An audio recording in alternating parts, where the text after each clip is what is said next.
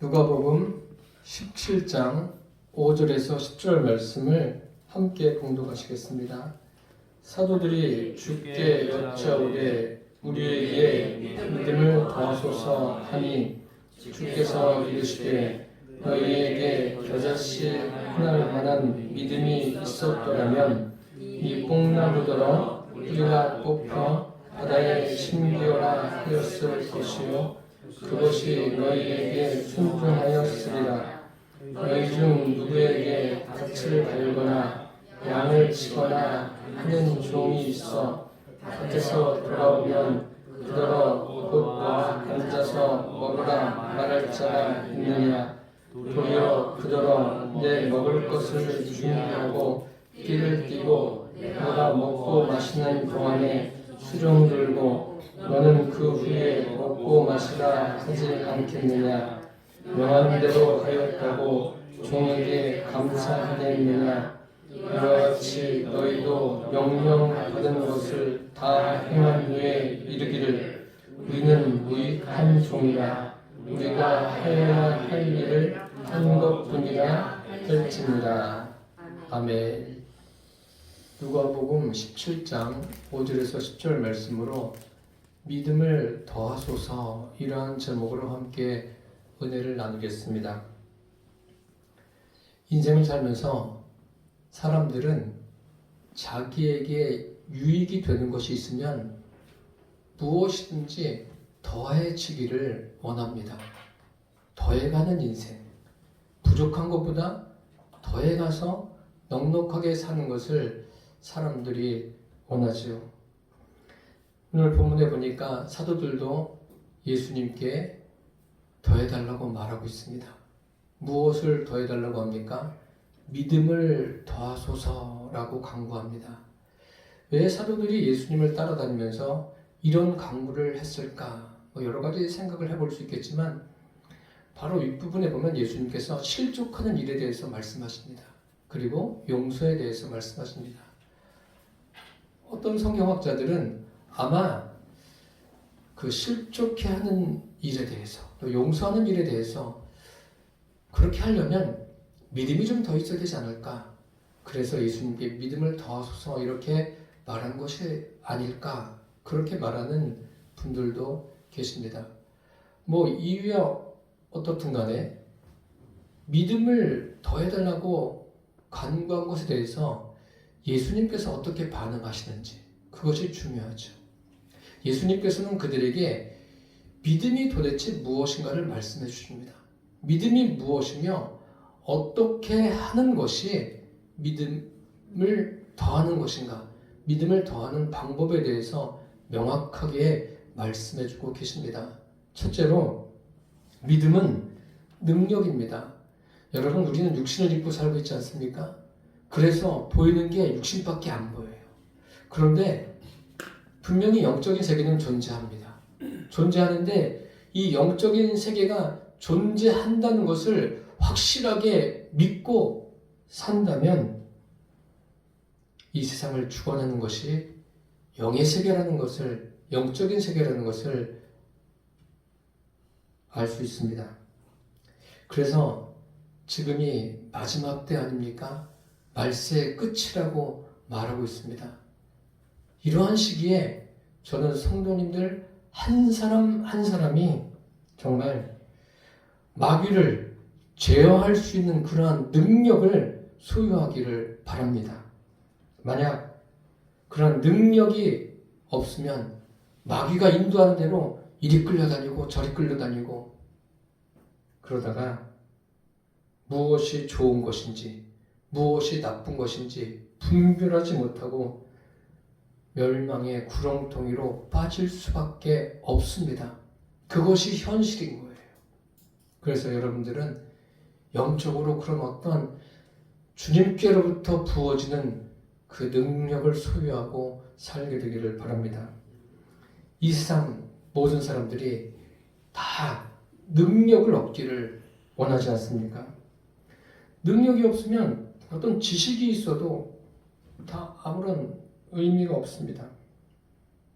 예전에 그런 말을 많이 했습니다. 아는 것이 힘이다. 또 배워야 산다. 무엇인가 어떤 자기에게 그 능력을 소유했을 때 그 능력을 가지고 삶을 살아갈 수 있다. 그런 의미에서 이런 말을 한 것 같습니다. 결국 사람들이 대부분의 사람들은 노력을 하면서 살지 않습니까? 그런데 그 노력하는 과정들을 한번 각자가 생각해 보세요. 왜 그렇게 노력을 하는지.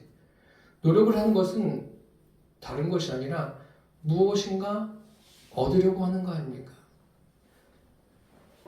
그 능력을 얻는 과정이라 할 수 있습니다. 그래서 그 능력이라고 말하면 결국 외적인 것을 우리가 많이 생각하게 되지 않습니까? 물질을 모으는 것, 물질을 벌어들이는 것, 이것을 뭐라고 그래요? 경제력이라고 하지 않습니까? 경제적인 힘, 많은 지식을 축적하는 것, 그것을 뭐라고 그래요? 지력이라고 하지 않습니까?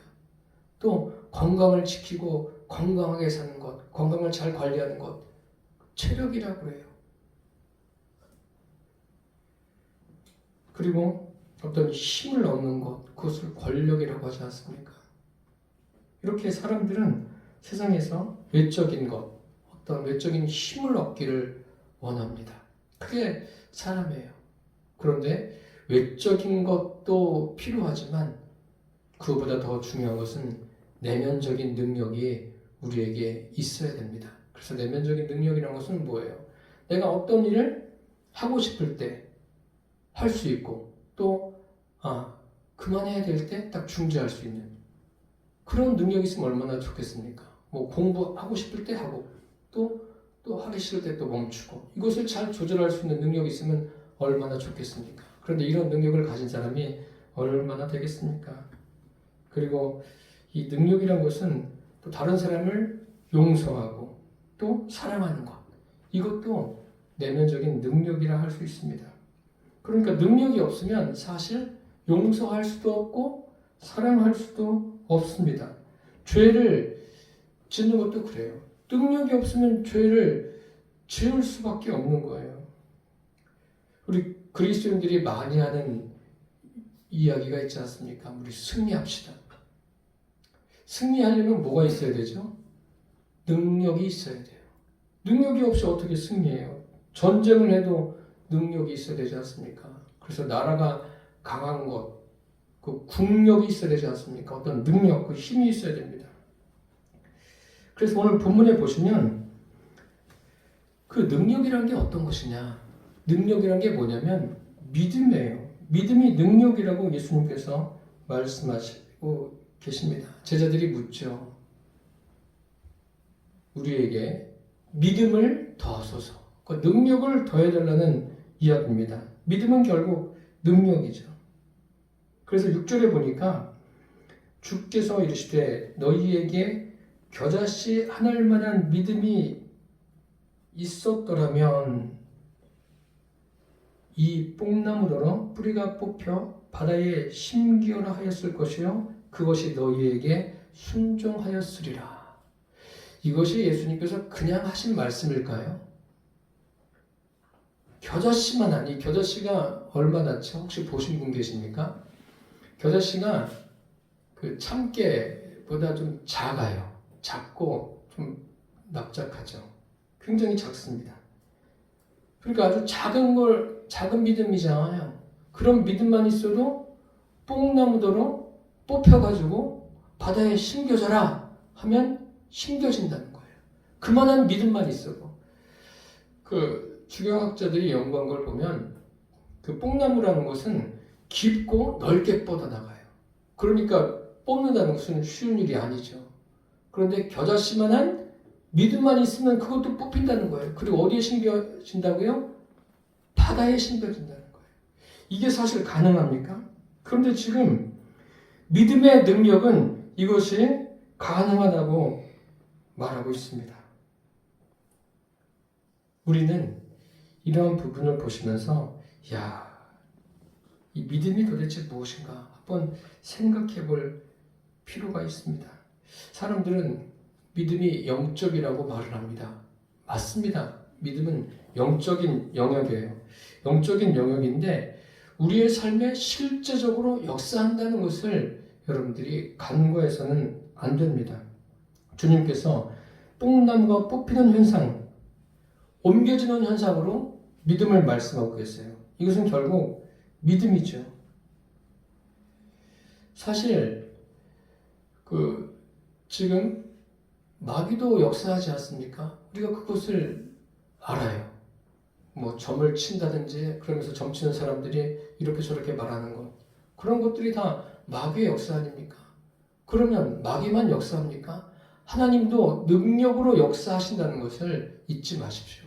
능력으로 역사하시는데 무엇을 통해서요?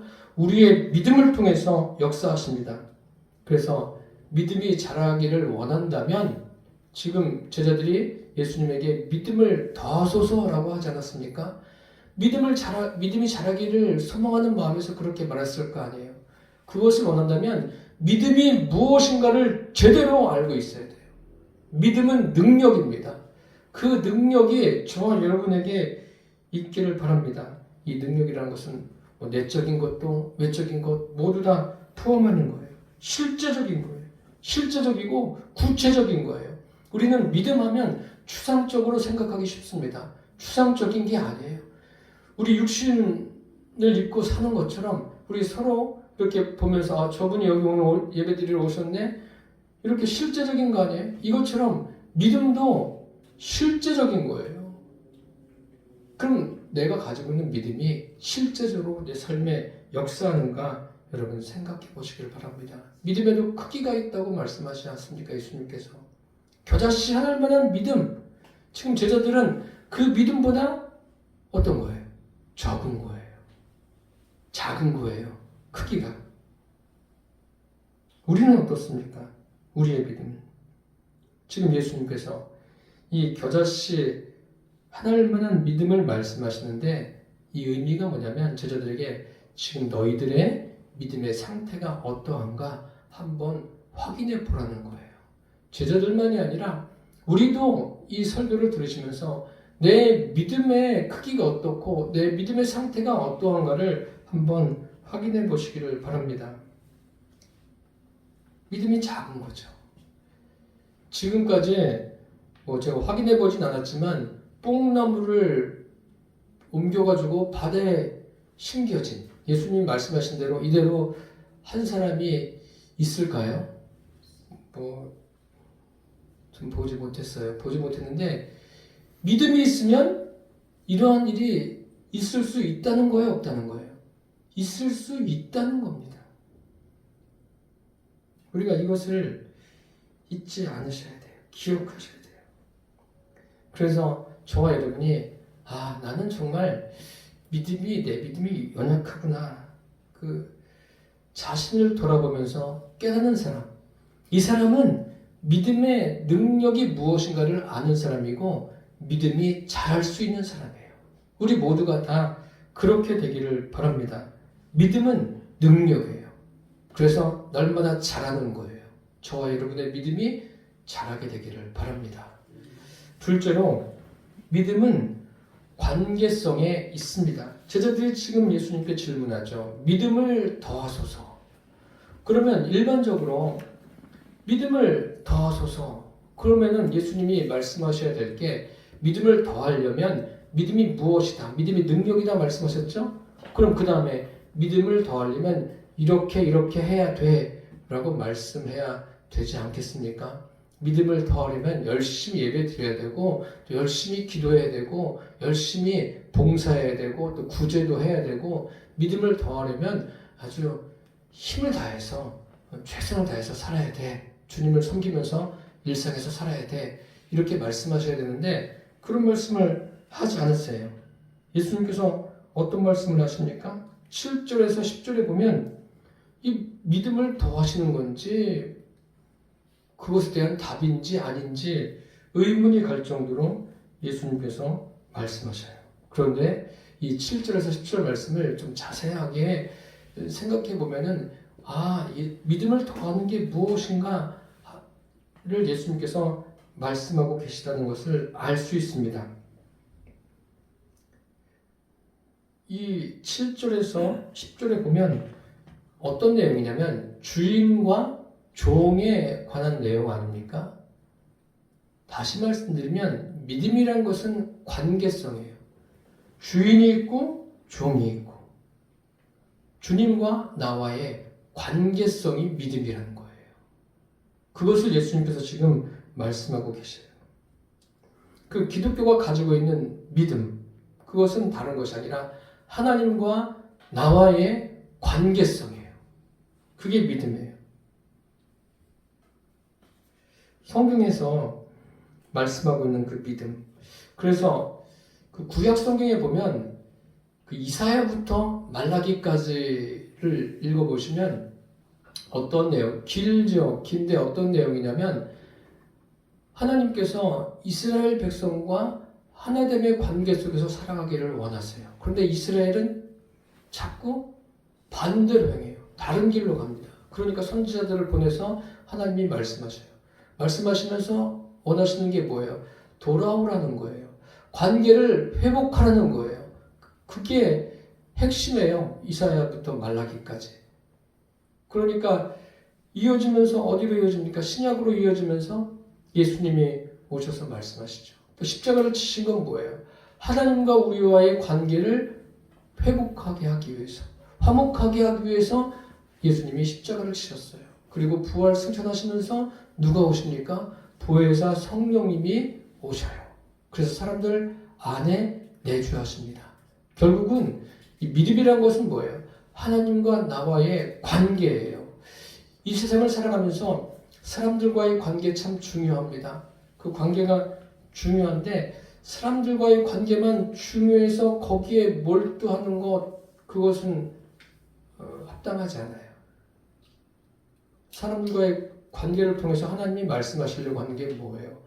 사람들과의 관계가 중요한 것처럼 그보다 중요한 게 있으니 뭐예요? 하나님과 인생과의 관계예요. 하나님과 나와의 관계예요.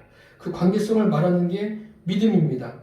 그래서 7절에서 10절 제가 방금 전에도 말씀드린 것처럼 사람들이 성경을 읽다가 예수님이 지금 대답을 잘못하시네? 그렇게 말하는 분들이 있어요. 7절에 보니까 그 종에게 뭐라고 말을 합니까?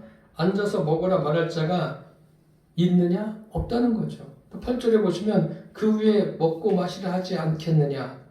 다 그 주인을 수종든 후에 종이 그렇게 한다는 거 아니에요? 그리고 주인이 종에게 감사하겠느냐? 또 10절에 보시면 다 행한 후에 우리가 하여야 할 일을 한 것뿐이라 할지니라.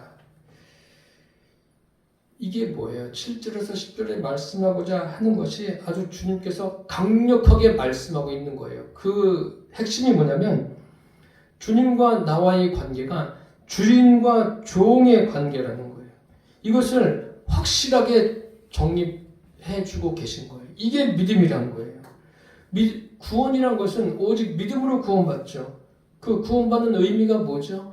내 마음의 주인이 누구라는 거예요? 예수님이란 거예요. 내 마음의 주인이 예수님 돼야지 구원받는 거예요. 그 외에는 구원의 길이 없습니다. 그냥 교회 나온다고 구원받는 게 아니라 내가 진심으로 내 마음속에 예수님을 주님으로 영접할 때 거기에 구원이 있는 거예요.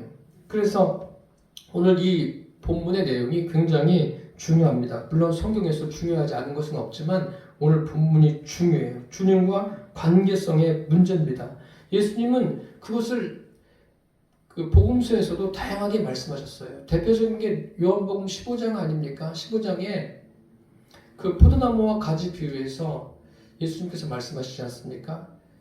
그 예수님은 포도나무고 너희는 가지다. 그래서 가지가 어떻게 있어야 된다고요? 포도나무에 붙어 있어야 돼요. 그래서 너희가 나를 떠나서는 아무것도 할 수 없다.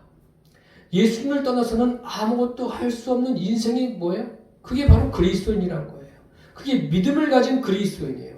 아, 내가도 지력이 있어서, 경제력이 있어서, 또 체력이 있어서 살아가는 게 아닙니다. 그렇게 해서 되는 게 아니에요. 그래서 이 복음서뿐만 아니라 사도행전에도 여러분 성경을 보실 때 하나하나 놓치지 말고 보세요. 그 빌립보에서 사도 바울이 옥에 가셨을 때 간수가 옥문이 막 다 열리고 그 착고에 매인 것들 죄수들이 풀어준 것을 알고서 어떻게 합니까? 자기가 확인하고서 자살하려고 하지 않습니까? 죽으려고 하지 않습니까? 그때 사도 바울이 우리가 다 여기 있다. 그러면서 이 상황에서 그 간수를 그 마음을 진정시켜요. 진정시킨 다음에 간수가 선생들아 우리가 어떻게 하면 구원을 받느냐 물으니까 바울이 뭐라고 말합니까? 예수를 믿으라. 그리하면 너와 내 집이 구원을 받으리라. 이렇게 한 것이 아니라 주 예수를 믿으라. 그리하면 너와 내 집이 구원을 받으리라. 예수를 믿는 것과 주 예수를 믿는 것 같은 것 같지만 그렇지 않습니다. 예수님을 주인으로 믿고 사는 거예요. 내 인생의 모든 결정권은 내가 있는 게 아니에요. 내가 있는 게 아니라 누가 결정권을 가지고 있어요? 예수님. 내 안에 계신 예수님이 모든 것의 결정권을 가지고 있는 거예요. 예수님을 주님으로 섬기는 것, 그것이 믿음이에요. 오늘 예수님이 이 본문에서 말씀하시려고 하는 것이 그것입니다.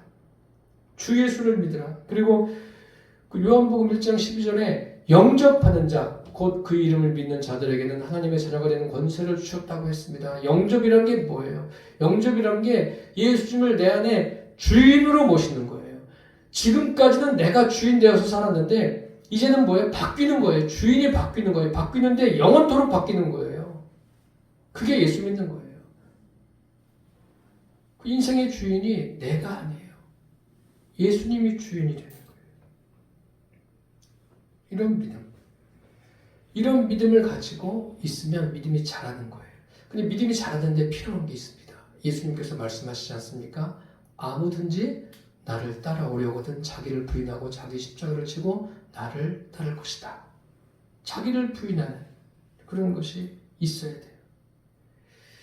이 주인과 종의 관계만 정립이 잘 되어도 성경을 읽으실 때 성경의 전반적인 내용을 여러분들이 확실하게 알 수 있습니다. 그런데 이것을 잘 모르고 사는 분들이 참 많습니다. 지금 제자들이 예수님에게 믿음을 더하소서. 너희가 믿음이 더해지고 믿음이 자라기를 원하느냐? 그렇다면 너희 안에 하나님을 주인으로 모셔라. 이런 말씀이 되겠습니다. 이것이 방법이에요. 이 관계성의 문제가 제일 중요합니다. 셋째로 믿음은 일상생활을 통해서 자랍니다. 여기 오늘 본문에 보니까 종이 집에서 시중을 들지 않습니까? 밖에서 뭐 일하다 왔어요. 뭐 밭일을 하든지 양을 치든지 일을 하다 왔습니다. 그런데 집에 와서 종을 수종 드는 것도 필요하고 그 양을 치는 것, 또 밭일을 하는 것 다 필요하지 않습니까? 그런데 그냥 밭에서 일하다가 돌아와서 주인을 섬기고 있습니다. 이것이 무슨 의미냐면요. 어떤 우리는 큰 일을 해야지 그 사람이 참 믿음이 크다 라는 식으로 이야기를 하는 경우가 많은데 그렇지 않습니다. 이게 왜 이런 일이 생겼냐면 제가 어릴 때부터 신앙생활을 하면서 깨달은 건데 어릴 때는 그 대한민국 교회 자체가 그냥 부흥했어요. 교회가. 그 70년대, 80년대는 엄청난 부흥이 일어났습니다. 그래서 이 큰 부흥이 일어나면 그것과 믿음과 연관이 없진 않죠. 관계가 있습니다. 관계가 있습니다만 그렇게 하다 보니까 중요한 것들을 많이 놓쳤던 것 같아요. 그 중요한 것 중에 하나가 뭐냐면 일상입니다. 일상의 사소한 것, 사소한 것이 중요한 것을 주님께서 말씀하고 계세요. 지금 이 믿음을 더해달라는 것은 누가 누구에게 말한 겁니까? 사도들이 예수님에게.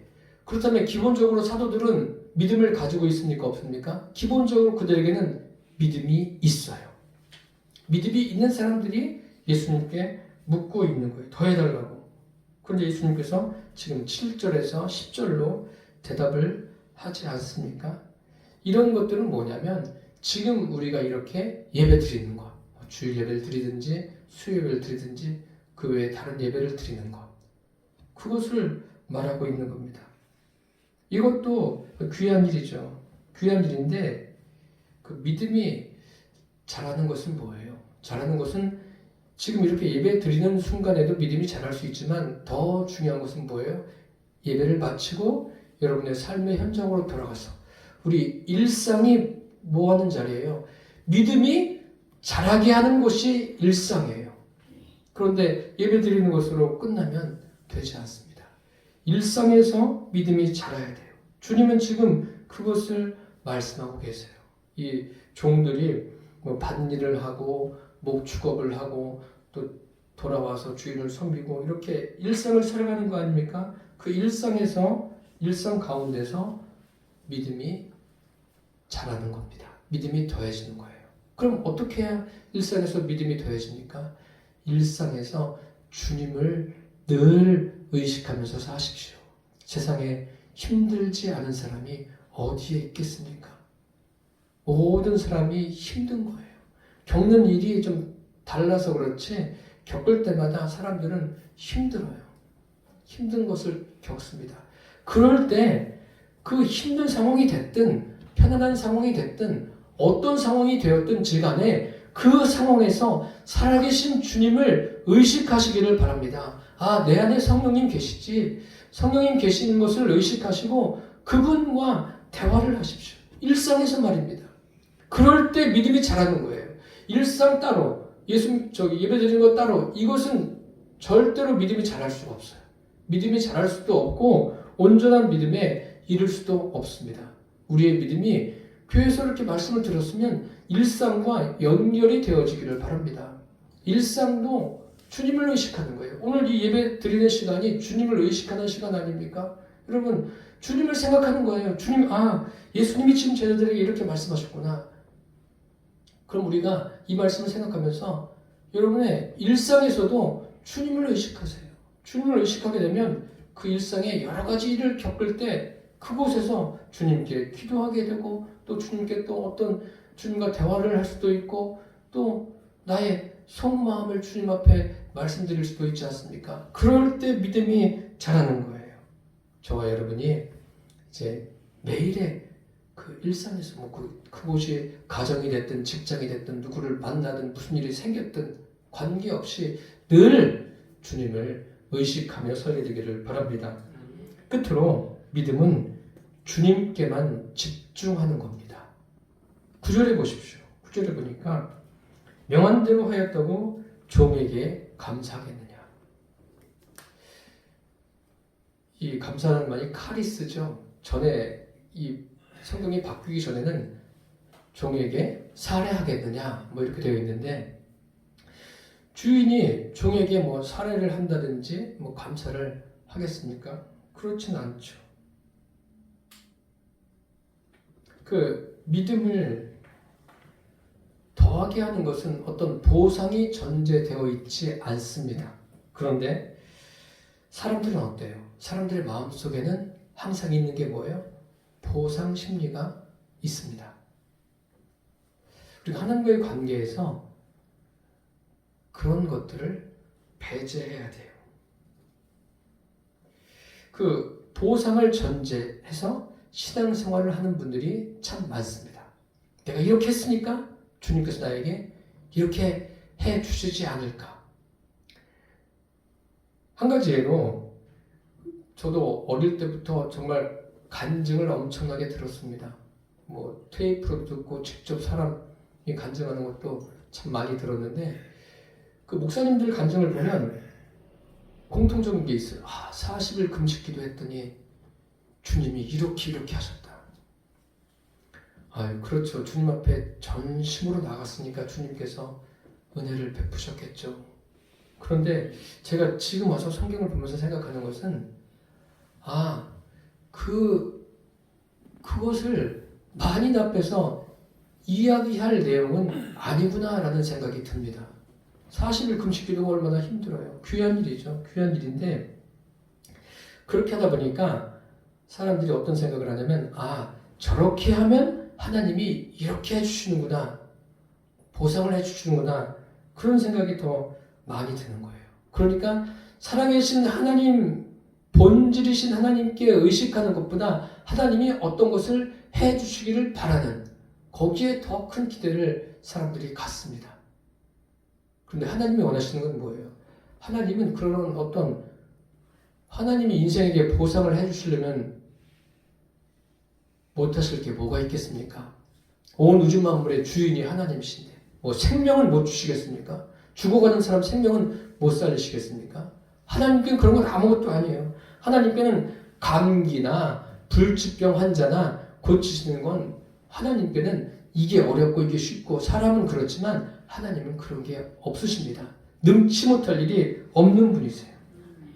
그래서 우리가 하나님께만 집중하는, 그래서 목회자인 저도 해야 할 일이 여러분들이 하나님께만 집중할 수 있도록 이 말씀을 전하고 여러분들을 돕는 것이 저의 할 일입니다.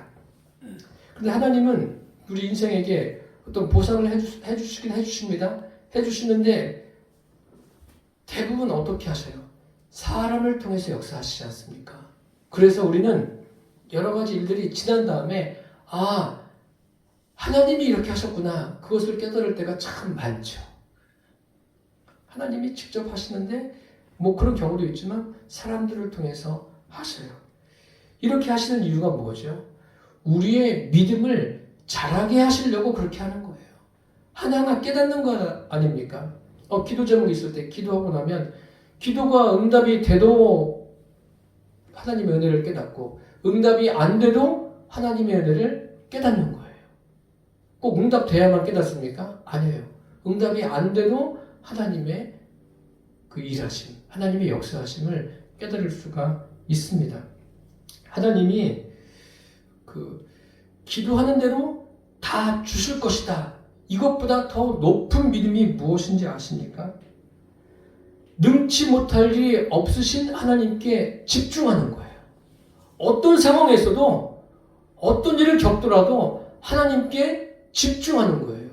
그 욥이 사실 욥처럼 고난을 겪는 사람은 전무후무할 정도죠. 그런 사람은 거의 없어요. 욥 전에도 없었고 욥 후에도 글쎄요, 뭐 제가 다 찾아보진 않았지만 뭐 텔레비전에 세상에 이런 일이 그래가지고 또 아주 억울한 일을 당하고 어려운 일을 당한 사람들도 나오기는 합니다. 나오긴 하는데 살펴봐도 욥처럼 그런 일을 겪은 사람은 없는 것 같아요. 그런데 욥이 그 일을 겪으면서 어떻게 했습니까? 일을 겪으면서 그 여러 가지 과정들을 통해서 결국은 어디에 도달합니까? 믿음이 자라는 대로 도달한 거예요. 하나님을 만나면서 내가 귀로만 듣던 하나님을 이제 눈으로 봅니다. 이렇게 고백하고 있지 않습니까? 우리의 믿음이 살아계신 하나님께 집중하는 믿음이 되기를 바랍니다. 주님, 제가 이런 지금 문제가 있는데 이것을 해결해 주십시오. 이런 기도를 왜 안 하겠어요? 답답하면. 하죠. 하는데 꼭 이것을 해결해 주십시오라기보다도 그것을 해결할 능력을 가지고 계신 주님께 더 가까이 가고 집중하는 저와 여러분이 되기를 바랍니다. 그것이 믿음이 성숙한 길이에요. 여기 마태복음에 보면 구제할 때 너희 오른손이 하는 것을 왼손이 모르게 하고 은밀한 중에 보시는 내 하나님만 아시게 하라. 하나님이 갚으신다. 하나님이 보상해 주세요. 그래서 우리는 그 하나님께만 집중하고 하나님만 의식하시면 돼요. 근데 사람들은 어떻게 합니까? 사람들은 이게 사람들을 인간관계에서 어떤 일이 이루어지면 그 사람에게 그 집중하는 경향이 있지 않습니까? 사람을 통해서 어떤 일이 이루어졌어요. 그럼 자꾸 그 사람만 의식하게 돼요. 사람을 의식하게 되는 순간부터 하나님과 멀어지는 거예요. 목사도 의식하지 마세요. 옆에 있는 분들도 의식하지 마세요. 내 안에 계신, 살아계신 나의 삶을 인도하시고 영원토록 나와 함께 계시는 그 성령님께만 집중하시고 그분만 의식하시기를 바랍니다. 사람을 의식하면 굉장히 부자연스러워지는 거예요. 그것을 여러분 잊지 마십시오. 그래서 오늘날 이 교회가 참 생각해야 될 게 정말 성경적으로 교회가 세워지고 교회가 진행되어지고 있는가 우리가 늘 그것을 서로 생각해 봐야 돼요. 방법적인 것이 정말 성경적인 것인가 아니면 마귀적인 것인가. 마귀적인 것도 있죠. 하나님께 그 많은 것을 드리고 헌금을 많이 하고 많이 헌신하는 것 좋습니다. 좋은데 그 모든 것들이 하나님과의 관계 속에서만 하시기를 바랍니다. 마태복음에 보면 이런 말씀이 있어요.